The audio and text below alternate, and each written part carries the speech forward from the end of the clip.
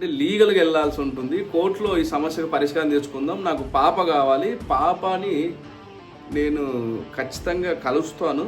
ఇదేంటంటే ఆఫ్టర్ కూల తర్వాత తండ్రి ఎటువంటి పరిస్థితుల్లో పాపని కలవకూడదు, పాపతో మాట్లాడకూడదు, పాపని విజిట్ చేయకూడదు, పాప యొక్క రెస్పాన్సిబిలిటీస్ అంటే వెల్ఫేర్ రెస్పాన్సిబిలిటీస్లో కూడా పాప జోలికి తండ్రి రాకూడదు అని రాశారనమాట. కనీసం మాట్లాడకూడదు అనేది కులాలో ఉంది.